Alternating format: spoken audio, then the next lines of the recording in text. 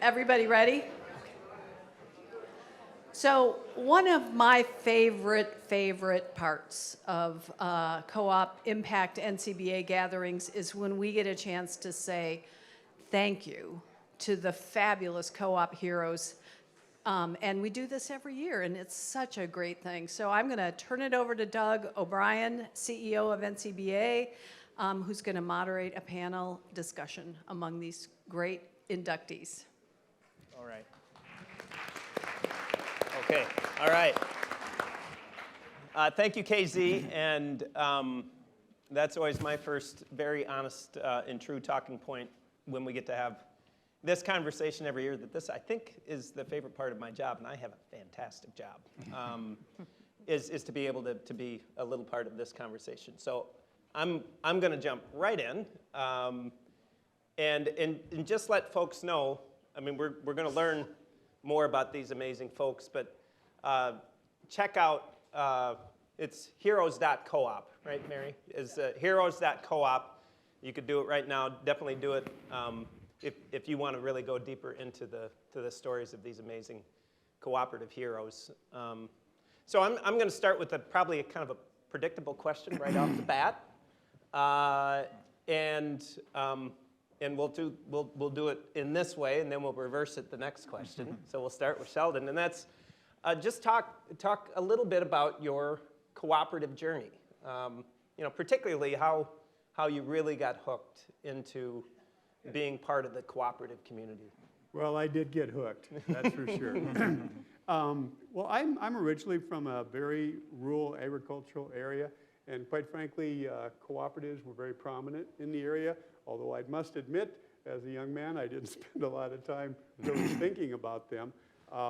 When I went to university to get my marketing degree, virtually no time was spent educating us about the cooperative business model or anything of that nature. Time came to graduate and start looking for a job. Mm-hmm. And I can remember I had several interviews with several different companies. One of the interviews was with a regional agricultural supply cooperative. And it was something I had some interest in because I had interned with an agricultural chemical manufacturer during the summer a couple of years. And I thought, that might be something interesting to look at. And I had the typical job interview with that individual. But at one point in time during the interview, he said to me, you need to understand that if you come to work for us, that as a cooperative, sometimes we do things that don't make economic sense. Mm-hmm. But we do it for our membership. Now, I was a young kid just getting out of college, and my reaction was, well, that's very nice. Okay. I did not actually go to work for that company. I chose another organization because of timing. Happened to be a very large global computer corporation. Spent about a year there and very quickly realized that the culture in that organization just isn't what I was looking for to spend my working days in. And as a result of that, I started to look around for other opportunities. I actually had an intention at some point in time of working for an electric utility company. That's some family background there that supports that. And an opportunity came up with a small, locally owned utility company very close to where I grew up. And I went and interviewed with the manager of that cooperative.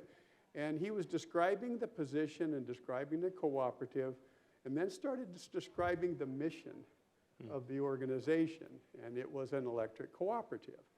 And when he was talking about the mission and how they set their priorities, all of a sudden I started to remember what I had been told at that job interview before, that sometimes co-ops do things that don't make economic sense, but we do it because of service to the members. And I went to work for that small electric cooperative. Did not take too long to realize it was a perfect fit for what I was looking for. And under the tutelage of two very good general managers, I really got to understand and respect the fact that serving members and making members happy is actually a lot of fun. And at that stage of the game, I'm afraid I was hooked. And I then had an opportunity to work as a general manager of a different electric cooperative in the state of Wisconsin, and that's when I chose to go to CFC, and I was with CFC for 37 years. Yeah, and just most people here probably know what CFC is, but do the 1 minute if you. CFC is a private market capital cooperative that was formed by electric cooperatives to supplement the money that they need to invest in their plant that otherwise does not come from the federal government. And CFC functions as a pure finance cooperative, works on Wall Street to obtain the money that is then lent to the electric cooperatives for their plant operations. Yeah, and I'm not going to make you brag on yourself, but the growth trajectory of CFC under the leadership of Sheldon is nothing short of extraordinary in the impact of that financial institution for cooperatives across rural America. So, fantastic. It's fun. Yeah. So, Jessica, you're here for someone else. Someone that maybe more appropriately maybe should have been on this stage at some point or a stage like this. But the best time to plant a tree is 20 years ago, and the second best time is today. Now, right. Yeah. Could you tell us the story of Helena? So yeah, I'm here to talk about Helena Wilson, Mrs. Helena Wilson. And she actually started out, there's early biography of her said she always wanted to make a difference. She was a young girl who always wanted to make a difference. One of the first places she ended up in leadership was in a mutual aid society, which, as some of you know, I talk about as being the precursors to the black co-ops, that a lot of the early black co-op women especially started out in mutual aid and then moved into co-ops. So Helena is one of those examples. And then from there, really she lucked out because her husband got a job as a sleeping car porter and joined, or helped to start actually, the Brotherhood of Sleeping Car Porters, the first independent black labor union in the 20th century. And as the wife of a union member, her life really changed because she didn't actually have to go to work anymore. The wages that her husband was able to garner as a union member made it so she could stay home, but she was not one of those stay-at-home people. The union was new and fresh in the 1930s. They needed fundraising. She started organizing the wives and the maids, who were actually union members but not really allowed to talk in the union because the union was mostly men. So she organized the wives and the maids first into an economic council so they could understand better what they could do with all this new money they were getting, especially it's during the Great Depression. The Depression is just ending, so they have money coming into their households. They want to talk about how to steward their money, what to do with their money, and the politician that Mrs. Wilson was, she wanted to make sure that they kept that money recirculating in the black community. So she learned about consumer economics, co-op economics, started getting her group to study that, and then they transitioned to what's called the Ladies Auxiliary, which was technically a fundraising arm of the union, but they also made it into a co-op development arm. And so that's basically how she got into the movement, and I guess later I can talk about more things that she did when she realized the co-op model was her passion. That's great. All right. Go ahead, Helena. Maurice, you're in the credit. You spent a lot of time in credit unions, but then broadened out to consumer co-op bank. Tell us your story. I feel like a lifetime with credit union. So Doug, thank you first of all for the opportunity to be a part of a distinguished panel such as this, with the exception of myself. So this is a privilege. So let me give you some perspective on how I came to co-ops. So I went to University of North Carolina at Wilmington in the 70s, seeking a business degree. And during that, like Sheldon, during that conversation, during that time of my curriculum with school, there was no conversation about co-ops. So to prepare me for the business world, my professors talked to me about what the business world of finance would look like. Essentially, it's you get to eat what you kill kind of environment. Dog eat dog. You have to claw your way up the ladder. It's just a zero-sum game. There's counterparties. You fight with somebody else. You have to beat your competitor into the pulp, into the ground. And that's how you get away. That's how you get along in life, and that's how you succeed. So I prepared myself for going out into the world to fight for an existence, to prepare for a career, to earn money, and to do things hopefully kind of good in the world. But that's just the way you're going to find it, just this Wall Street kind of environment. And then I stumble on credit unions and co-ops. And I find out, wait a minute, members have this democratic process where they get to vote on the major governance decisions of the organization.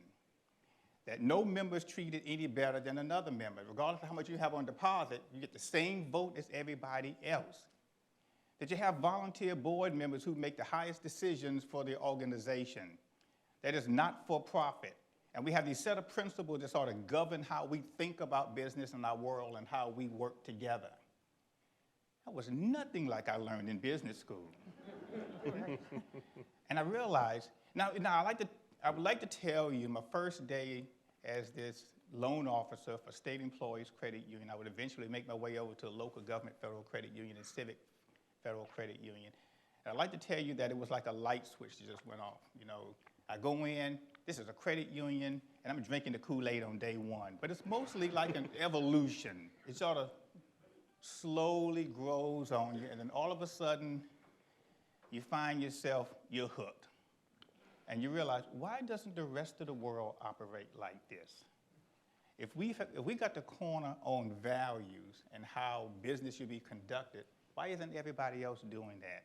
And so my entry into the credit union, to the co-op world, began as sort of like an accident, looking for a job, and then realizing, wait a minute, you know, for some reason, I'm blessed with this industry and this collaboration with friends and colleagues that sort of guided the way I've sort of led my career all this time. And I'm having fun. Now, I retired in January. Doug, you were there for my retirement party. Thank you for that. So I'm officially all washed up. But I have this opportunity to still, every now and then, sort of come out and sort of preach about credit unions. My neighbor's tired of hearing about it, but that's their problem. They can move if they want to. But thank you for the opportunity to be here. Please, thank you. Sure. Thank you. My story is quite similar to Sheldon and Maurice's. I was graduating from law school. My husband had a job with a law firm in Washington, D.C. I needed a job, and he said, you know, there are these things called trade associations. Write some letters to them and see what you can get out of that. And I got an interview with the National Council of Farmer Cooperatives, and I went to my antitrust professor, and I said, do you know anything about cooperatives? And he said, I think they have some sort of antitrust exemption.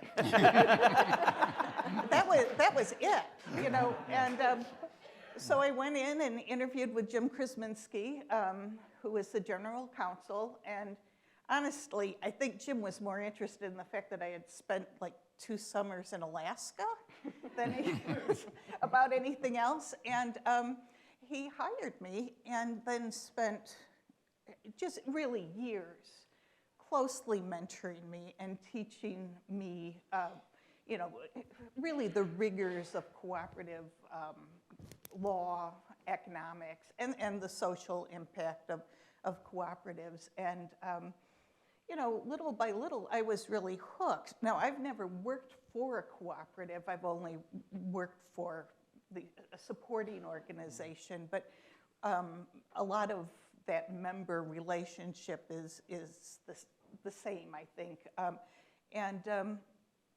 You know, my whole career has been in cooperatives since then. Thank you. Leslie, Linda, please tell us your story. All right. Well, I want to first start off expressing my appreciation for all my family and loved ones that are here, for the invitation. Thank you, thank you.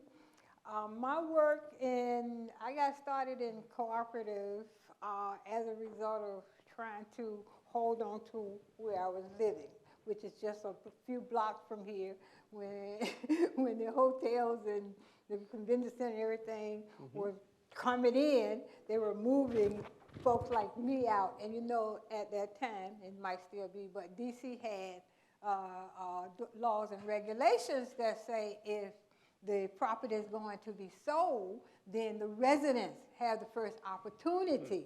So that was good because they were getting ready to kick us out, and that's what got me involved in the battle. In fact, one of the financial person from Germany somewhere that was here, probably still is here, purchasing property where low and moderate income people were living so that they can create high-cost condominiums, etc. So that was one group that I was, once they tried to force us out, I started demonstrating. And this is as an individual now. I'm starting off as an individual trying to save my housing. And as a result, I'm out there 12, 15 hours a day at one bank demonstrating or some office building demonstrating. And then, you know, I had to eventually go in and start organizing the people who were also facing the same problem I was facing. And then that got me involved in cooperative housing organizing. And so that's what I ended up doing forever and ever and ever. So that's how I got started, you know. So I learned all about cooperative organizing. And so I've been organizing. Well, I haven't done it in a couple of years, but that's what I did for almost several decades. Was out there organizing, pulling people together. See, my philosophy was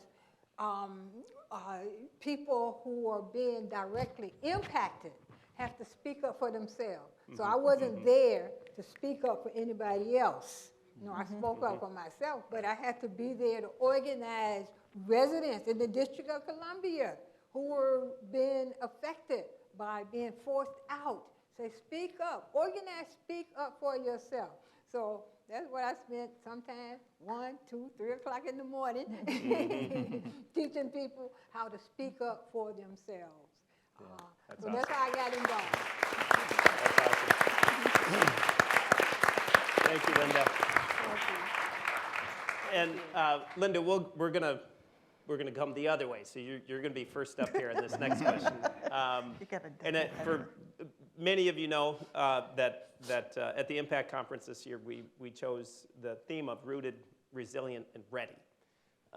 And I think we just got rooted. We just learned the roots of these amazing cooperative leaders, and I want to talk about resiliency a little bit.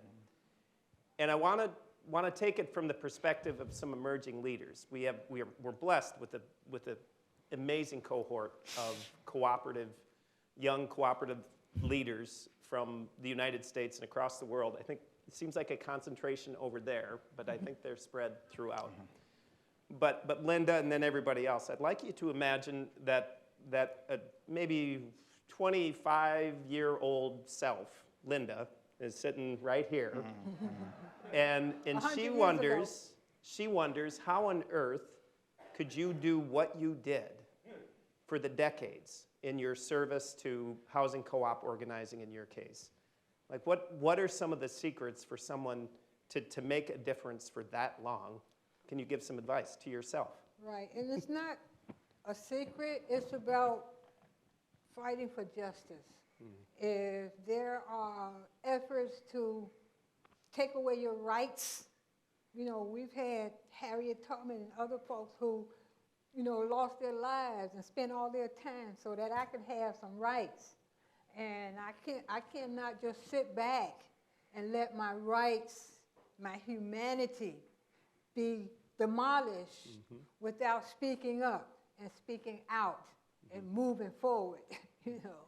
So that's been my inspiration, is that the people in this country and in this world who have spoken out decades and decades and centuries before saying, no, we got to have justice. We got to have fairness. The world needs to be a world of fairness and justice. But if you're silent, then you lose. But if you speak up, then you can make change. So that's been my, Okay. that's been my inspiration. Keeping your I eyes, don't know if that your makes eyes on sense. that prize. Just, all right. Leslie, what's the secret of resilience? Well, I think the secret of resilience is just a little background. You know, when I graduated from college, I fancied myself sort of, you know, a radical, and you know, co-op seemed like a really great idea. But you know, agricultural cooperatives are serious business in serious, you know, tough competitive world. And often as a young 25-year-old, I think, why are they doing that? That doesn't seem right, you know, or the just thing to do. But, you know, the more that I worked in that environment and I understood what a cooperative's role was in the market, what the laws were, you know, what the competition looked like, and that, you know, that really caused me to kind of change the way that I looked at what, I don't want to say what was right, but what was the right decision for those businesses. And I guess, you know, there were times when I would go home and think like, who am I working for, you know? And the more that I worked there and the more that I understood the good that cooperatives did, the more sold I was on cooperatives. So what I would say to my 25-year-old self is, hang in there. You're not the smartest person in the room, which I frequently thought I was. And you know, learn from the people who are around you and who are willing to take the time to be honest with you about what you're doing right and what you may not be doing right, and stick with it, because that, I'm so glad I stuck with it, and it wasn't always easy to do. Good, thank you. Well, Doug, I'm glad you said I should imagine my 25-year-old self, because if it was 20 years, I might have on bell-bottom pants, and an afro or something, and a mustache. And He's sitting right there. I can see him. And you would probably say, get that guy out of here. So, Yeah. so what I would say to myself and to emerging leaders is to be focused on your objective and where you want to go and what you want to be. So in 1954, Peter Drucker wrote this management theory called MBO, Management by Objectives. And it's a simple theorem, and essentially is, what's your objective? What do you want to accomplish? And every decision you should make after that either going to lead you toward that objective or it's going to take you astray. So if you're 25 years old, go ahead and start planning your retirement party today. Your colleagues are going to be standing around in the break room at your place of employment. Everybody's going to have a cupcake and a little glass of punch, and you can be wearing a little party hat or something. And people are going to come up to the mic and they're going to say things about you. Now, what do you want them to say? I was conscientious. I was a good worker. I cared for people. I believed in this co-op movement. I made a difference. People are living better lives today because of the contributions I've made. That's what you want them to say? That's the objective? Come back to 25 years and start living that today. And that's what people will say when you get to that point. And so Peter Drucker's theory is we should think about where we want to go. Think about where you want your co-op to go, your family to go, your community to go. And everything you do and everything you say, every contribution you make should be leading you toward that direction. And if you do that, I think therein you find your resilience for the work that you have, because you'll be focused on what you're trying to accomplish in the long term. Okay, great. Thank you. Thank you. So this one's hard, since I'm not Mrs. Wilson. But from what I understand of her life, I would say she had that combination that we heard from Linda and Leslie. So from Linda, that passion about justice, and that we have to, especially economic justice, right? She wasn't just focused on civil rights. It was economic justice. She's a child of the Depression, right? That kind of thing. So her passion for, we've got to figure this out and make things better.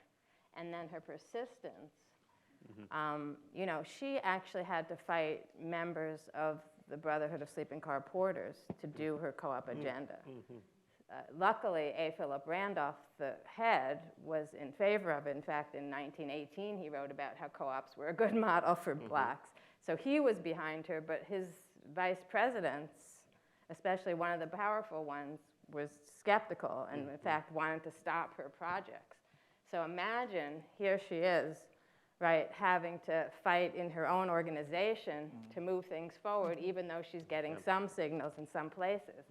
But the other thing about the resilience and persistence is she was president of the Ladies Auxiliary, the whole international Ladies Auxiliary, not just her chapter, for over 30 years.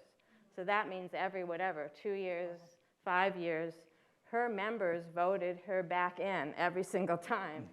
So that's a lot of respect and support that she had. And so I would say the other thing to add to that is work with, have people around you that you can work with. She clearly, I also can see through her letters and some other stuff, she had a cadre, a team of women in the auxiliary who had her back and who worked with her. And she went around, you'll hear about this later, I guess, but she went to 17 of the chapters of the Brotherhood and started co-op study groups. So she knew the importance of making sure everybody was invested, everybody was involved, everybody was learning together. Yeah, great. Thank you. Thank you, Jessica.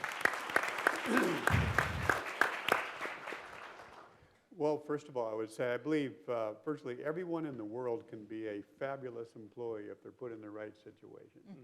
And it's all about matching up the skill sets and the expectations with what's available in the position. And I honestly believe that you really have to approach the cooperative world with a higher mission.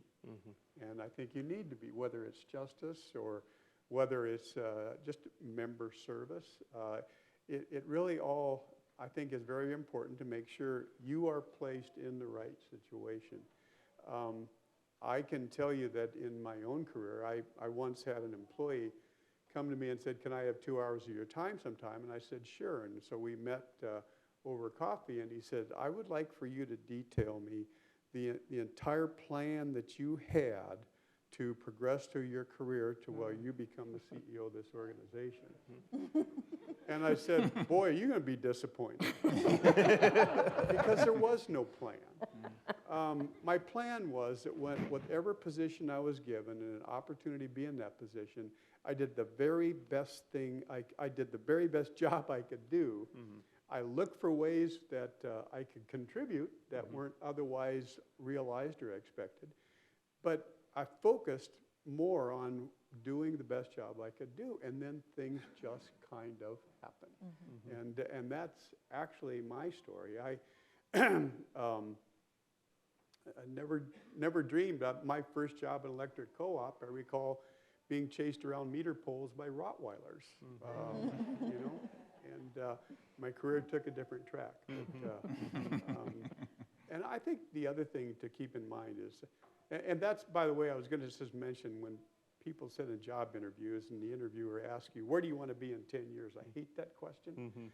I'm more interested in what can I do to contribute now to get me down my path. And that's why I always tell people, in that environment, just take the long-term view and recognize if you do your best, things are going to work out very well. Yeah, thanks, Sheldon. Yep. All right. Okay, great. So this next one will be a jump ball, whoever wants to jump in. And I'm going to follow the thread of the theme this year. Rooted, we just talked about resiliency. I want to talk about ready. And I want to talk about what you think the cooperative community is ready for, given the opportunities and the challenges around systemic inequity, challenges of climate, challenges of changing nature of work. What are we ready for as a cooperative community? Jump ball. Interesting. And this was not shared. Okay, I'll Go start. for it. I'm All right. the easy one since I've been studying this stuff. All right. I think we're ready to lead in the 21st century on what a model of humane economic life looks like. And I think we're ready for a couple of reasons. Thanks. One, we're ready because I'm sitting here, we're talking about an unsung hero. We have this unsung hero category. It's sort of back to the rooted, but also about the future, right? We're recognizing legacies that we missed, but legacies that help us bring more people into the movement, Right. right? Especially young people, people of color, et cetera. So we're here, you know, I haven't done the count, but probably more people of color and young people are here than ever before at these kind of conferences. We're here recognizing those things. So I think we're ready for the 21st century. And somebody said it on the DEI panel, right? I think it's 2030 now. We're supposed to be a majority minority, right? So what's that, 7 years from now or something, right? But I think we're posed for that. We're ready for that. We have policies in place. We're talking about the hard issues. We're ready to do that. I'm being a little optimistic. It's not that easy, but I do think we're ready in that sense, and that we should be the leaders.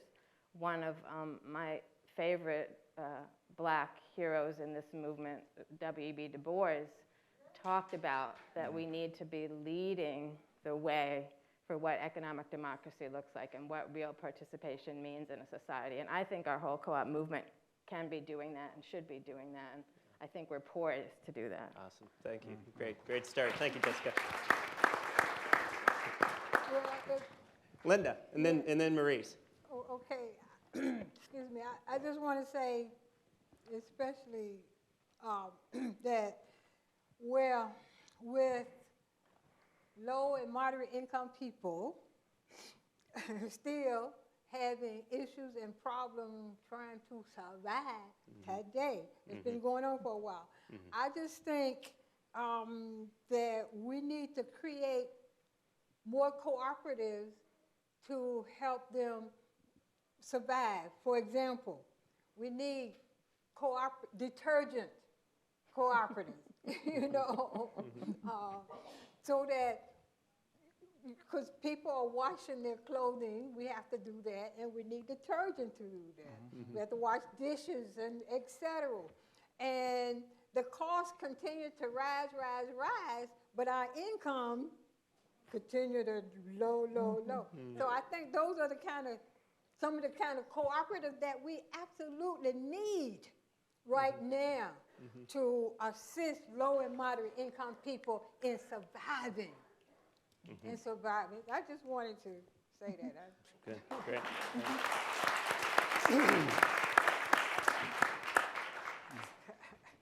Maurice. I'd like to answer that question in two parts. All right. What we are ready for. One, I think we are ready for, tagging on to what Linda said, to doing something once and for all for persistent, intergenerational, debilitating poverty. It's about time we solve this. And so if historical patterns run true, then our next recession is going to occur at about 2028, 2029, thereabout. And we know who's going to get hurt in the next recession. It's the same community that was hurt in the last recession. Shame on us if we let that happen. So I'm ready for us to do something about it once and for all. Cooperative. Cooperative, women. Reading cooperative. The second part of that is, I think I'm ready for, and we are ready as cooperatives to be a sort of a beacon of light for humane discourse in this country. And so there are too many things that are politicized and that are sort of create this environment that makes it difficult sometimes for people to live with one another with diverse ideas. And we as cooperatives, we can show the rest of the world how that's supposed to be. And so some of you may be familiar with the Cooperate letters Mike Mercer is the original author. He is our Alexander Hamilton of those. And Martin Lowry, he is our James Madison. And I'm John Jay. Well, he wrote the least of all the letters. That's the moniker I chose for myself. And so these are like the Federalist Papers. Early in our country, when the founding father was trying to convince the states to ratify the Constitution and create this federal government, this Constitution, in this country. And so we think about what cooperatives mean and what the rest of the world has to deal with. You know, it seems like the answer they're looking for are the ideals and the principles that we represent today. And we can take those same principles and show the rest of the world how business should be done, how politics should be practiced, how communities should run, how lives should be lived. And I think we have the example of doing that, but we have to talk not just among ourselves, but we have to talk to the rest of the population. Here's the value of cooperatives.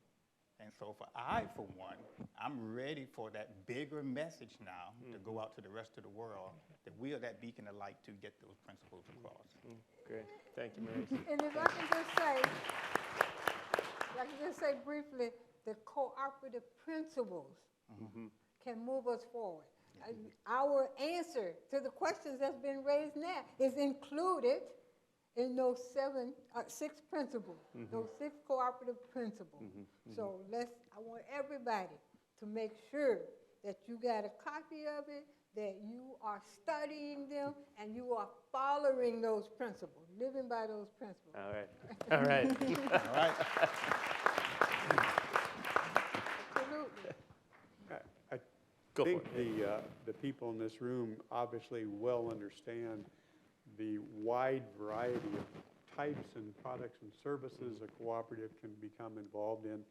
I think it's a business model that has been proven very effective and very flexible, and quite frankly, I think it's a business model that has a life well into the future, and it's an obvious choice. For me, and I realize you're talking about the global issues, but for me it all gets back to what is really needed at the local community, because it all starts in the grassroots. And when I think back to the beginnings of my industry, the electric cooperative industry, it resulted from the fact that there were people that lived in rural areas that got no electricity. And the only way they were going to get electricity is because the investor-owned utilities said, no, thank you, that costs too much money to extend into your area, and frankly, we don't think you're going to use enough power to make it worth our time anyway. The only way those got started and started addressing a need was through that local connection, the local control, the commitment that came locally. And all of that drove, through the cooperative business model, drove a fundamental change in rural America that we feel the results of from today. But to me, it's such a flexible business model. It can be used in many of these areas, but it all gets back to what can we do for the people, and how do we do this in an economical fashion that makes business sense. Yeah. You want to get in, Leslie? Yeah. I mean, I guess, you know, the real big success stories in cooperatives are obviously the credit unions, the agricultural cooperatives, and the rural electric cooperatives, and the food cooperatives. You know, at least 2 of those have been heavily subsidized by the federal government, right? Like, you know, that it was a national push to essentially correct a market failure. And, you know, right now, we don't have a government that would do that. I mean, the existing co-ops can manage, but there's no push to make that big change. But so now's the time to lay the bricks, right? Because when that switches, we want to be ready to you know, push our cause, whether that's in housing. You know, I look at my kids and I think, their lives are going to be so significantly different than mine. What kind of co-op solution will they need? Right. They may never have a car. Right. They may never own a house, you know, a single-family home. Where are the cooperatives in their lives? But no one's going to think about a cooperative if we haven't laid the groundwork with Right. our policymakers now. And I think the worker cooperatives have done an extraordinarily good job Yeah. of laying that Yeah, foundation. yeah.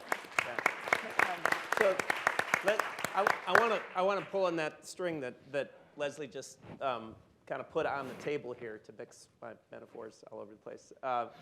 And also call out, by the way, we haven't even said it, that Leslie didn't mention it, that she, of course, led the work of the Cooperative Development Foundation, which makes the Hall of Fame possible. And one of the things she did, one of the things she did is she, for a number of years, led a group of, there was a great group of leaders on building those building blocks for care economy, for worker-owned home care co-ops, you know, which I think maybe is another, we got to get ready for this because it's broke, and at some point they're going to be looking for a solution, and we need to be ready as the solution. And I just want to kind of open that up.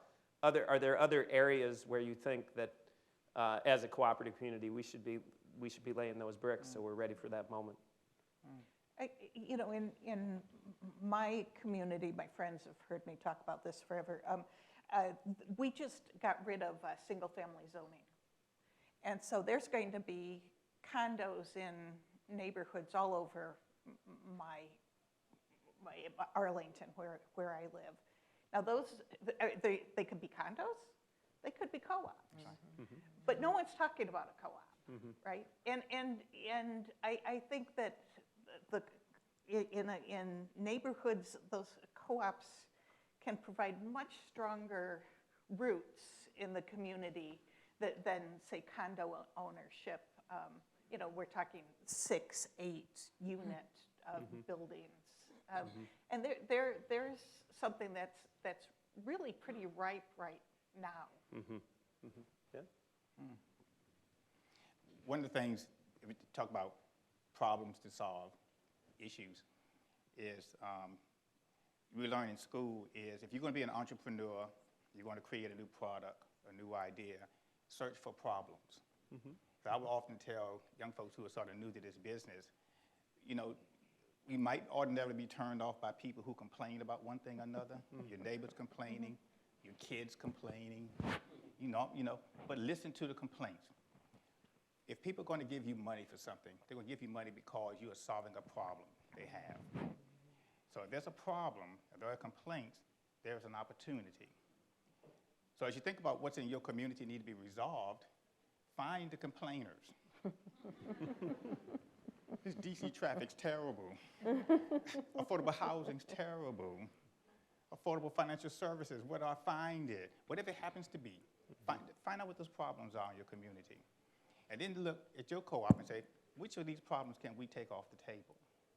Because then if you do that, that continues our relevance, number one, but it shows how we add value to the membership and to the community. And so I believe that if we think about what should we focus on next, whether it's the silo within your co-op, whether it's a brand new co-op that needs to be created, or new markets you need to serve, think about what are the problems that need to be taken off the table that's going to really improve mankind, or livability of your communities, or the market that you're in. And if we do that, then we continue the resilience that you spoke about earlier, but we also impress upon the markets and our communities the relevance of cooperatives. So go home and look for all the complainers and listen to them. Oh, boy. They'll give you clues as what we need to do. Well, some of them.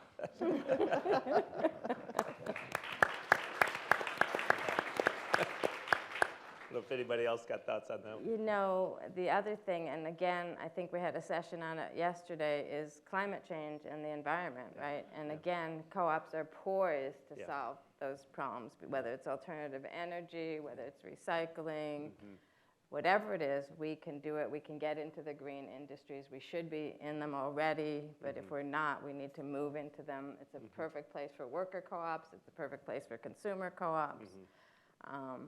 And we should really be rushing into that market, so to speak. Yes, yeah, indeed. Okay, yeah, good.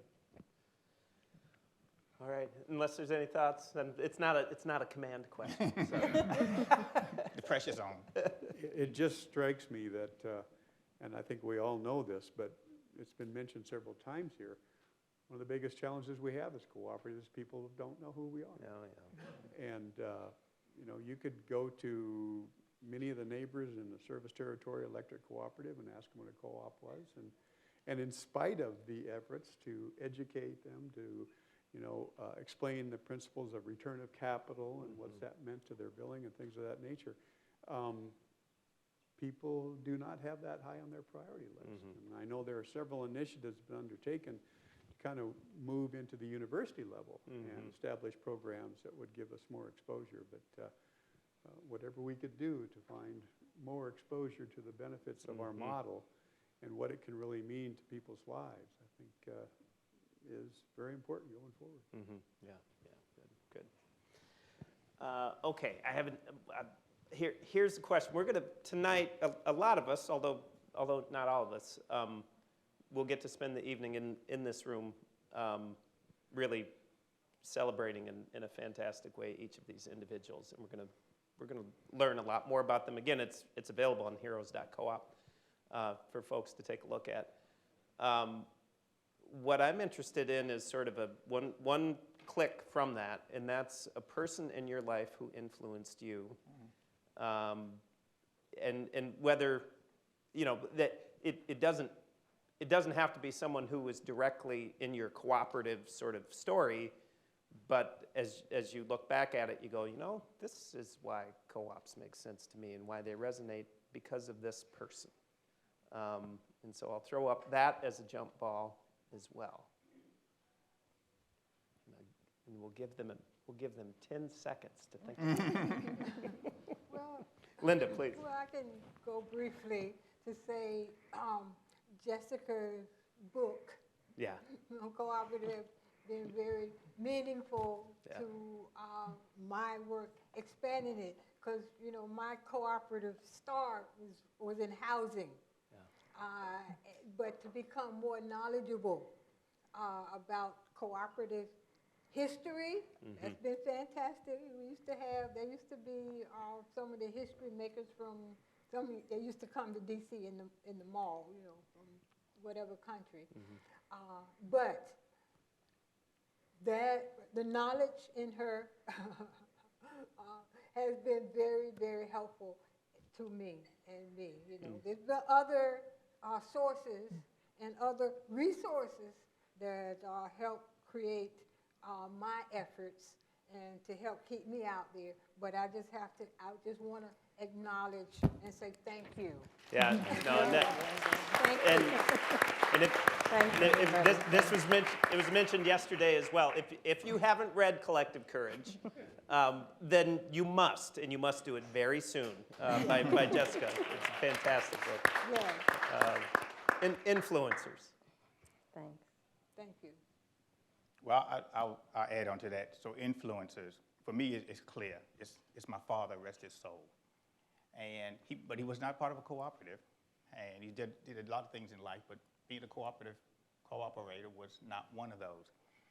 But when I think about cooperatives and the methodology of running our organizations, one thing that's common with us is we're sort of rooted in this set of values about community and our responsibilities of such and how we see ourselves in the world. And that was the sort of things he sort of instilled in me at a young age, that the responsibility I have to the community to help others who have lesser opportunities or means than I had, and being a good citizen, to recognizing the disparities between one community and another community, and oftentimes it's a lack of access to economic resources or the financial literacy to understand the resources that you already have.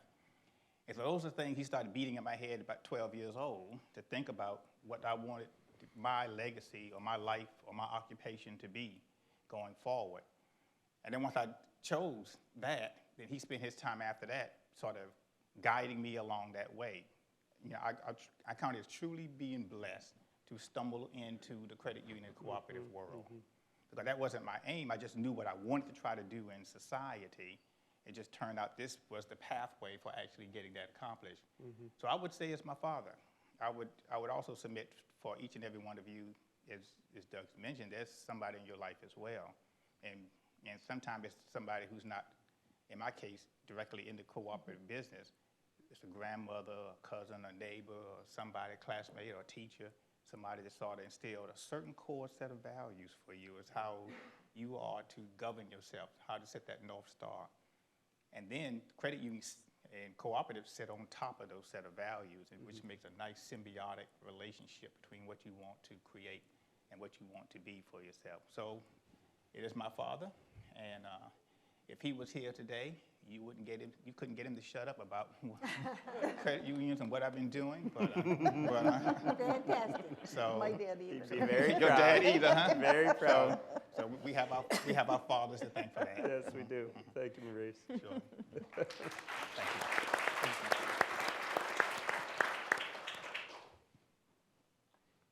That's a really difficult question to answer because I have been so blessed since I began my cooperative career to be mentored by several individuals over time who helped me evolve and kind of bring me back to the place I needed to be. And I'm just going to say that as a community, when I first moved to Wisconsin and first became a general manager, I was pretty wet behind the ears, to be perfectly honest with you. And there were a group of 3 cooperative managers that really took me under their wing. And they were there for me all the time. And frankly, when I look back, that's one of the things that I've enjoyed the most about our industry, and that is we're monopolies, and this helps in this regard. But every entity within the electric cooperative network is looking out for the other entities in the electric cooperative network and are there to share and help. And I think of these 3 individuals that collectively came together and wanted to make sure that I was guided down the right path and had the resources I need. And I think of them often, to be honest with you. They've passed away by now, but I think of them often. And these are people that really guided me at a point in time where I needed some guidance. Nice. Great. Thanks, Sheldon.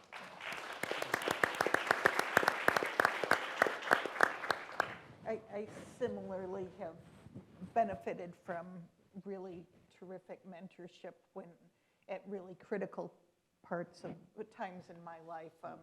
As I mentioned, when I went to the National Council of Farmer Cooperatives, I just could not have had a better mentor than Jim Krasminski. And then when I transitioned to the cooperative education side, William Nelson from the CHS Foundation really just spent lots of time talking to me about cooperative education and philanthropy and the importance of expanding our reach and our audience beyond our small cooperative community. And both of those people have had profound impacts, both as just good human beings and as mentors in my career. Thank you. Thanks, Very Leslie.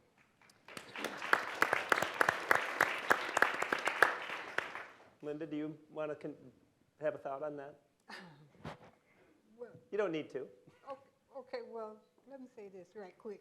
You know, it may be a tiny, tiny bit different, but I just want to say that I am so glad that cooperative housing in the District of low and moderate income cooperative housing here in the District of Columbia have kept people in the District of Columbia and not being forced out.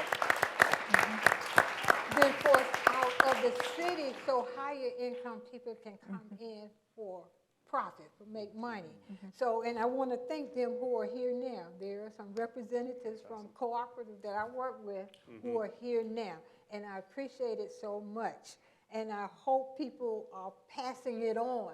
You know, every other year or so I ride around DC to see if the cooperatives are still there that I put a lot of time and effort in helping to create, and they are. And they are.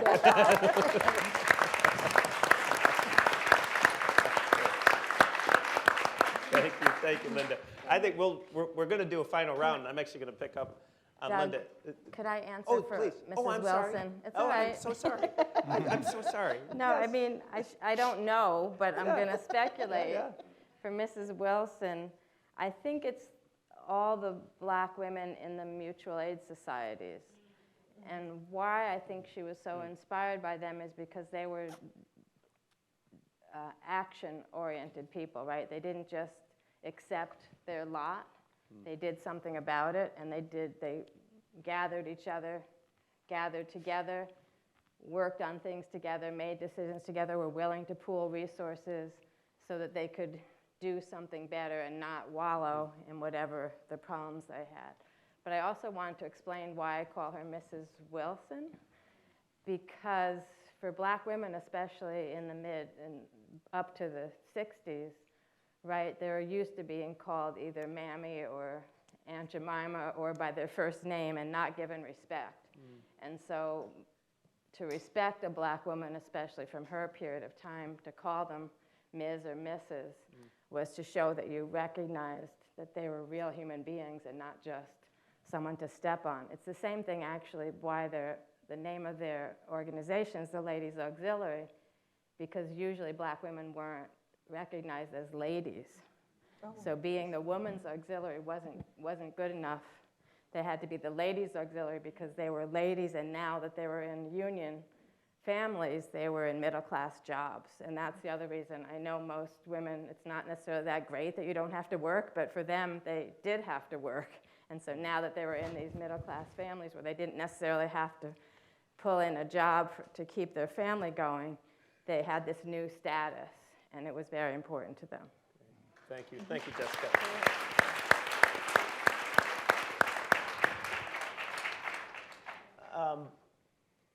We have a minute or two left.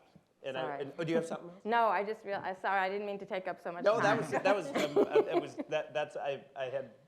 is the way we sort of designed it, but I just want to kind of open that door a little bit more that Linda kicked at, and that is maybe there's something that you need to say before we finish up, and I just want to give you that opportunity. I could tee it up in some sort of way, but you all are. You don't need me to tee it up. Just so we'll finish with that. If you do have something that you didn't get a chance to say that you think you really do need to say, because you're not going to be on this stage again.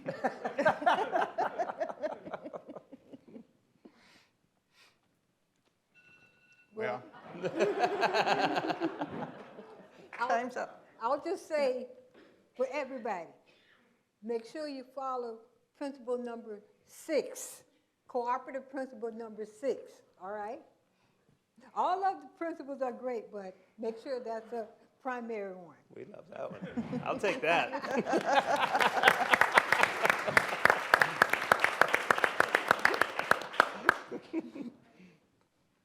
she said it. Yeah. Okay.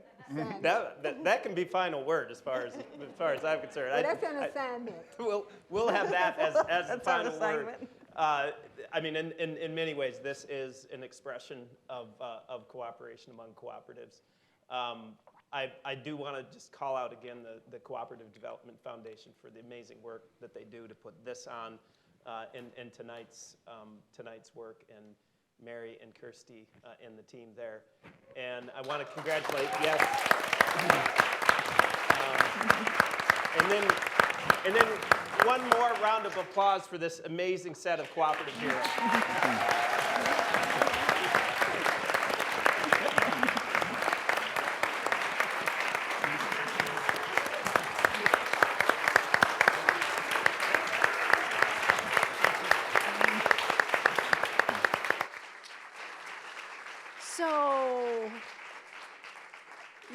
You can hang here for just a minute, okay? That is a very small preview of what you're going to see the rest of the evening. Please come prepared for more inspiration, and thank you so much for all you've done and for those thoughts today. I'm going to turn it right back to Doug, who's then going to turn it back to me after he's done.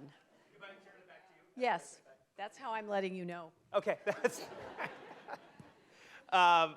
Yeah, so I have an opportunity just to put a bit of a lid, and I'm very aware of the time, so it's going to be too quick than maybe it deserves. But I got to start. I got to do first things first, and that's thank yous to the people who put on Impact. And I'm gonna say these fast. I didn't do this last year, and I just really kicked myself. But the team at NCBA CLUSA and CDF and OCDC as well. Liz Leiklander and Brandon Johnson from our comms team, Tamala Blaylock, please hold your applause. Janeda Laurie, Isabella Mandry. On the international track, Luann Wenner from OCDC, Virginia Brown, Alex Serrano, Camille Pinero, and I know I'm missing folks. This is a team effort. You're getting a sense of that. I think everybody knows what a type of cooperative endeavor is. There's a development track with Tia Evans and Bernardo Panajera doing a lot of work on the amazing Hike the Hill yesterday that Aaliyah Ned and Joe Ciaran-Cerrone helped lead, as well. So many other people were part of that. Emerging leaders, I just mentioned Kirsty Boyette has done an amazing job.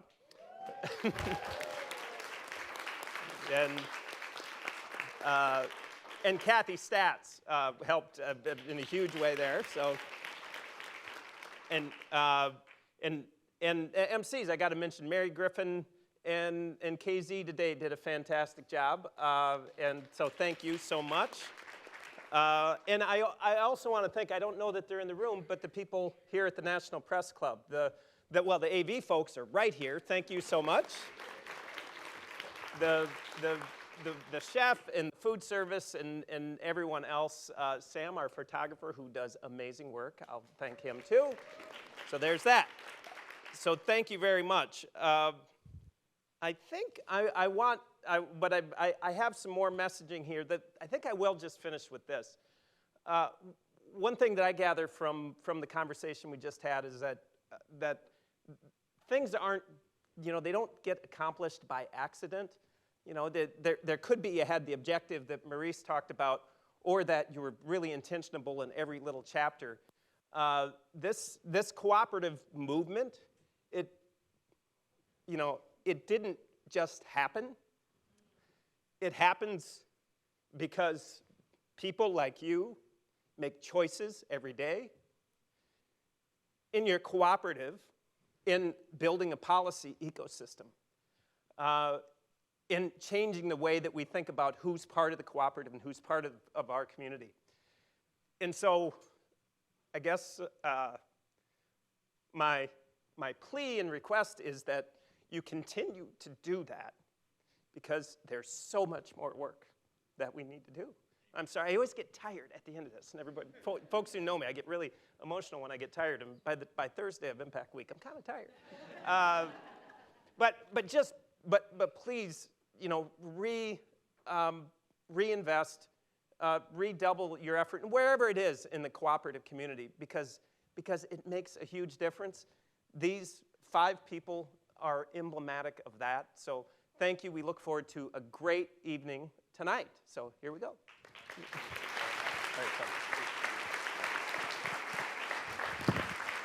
And then we go to... Thank you. And so.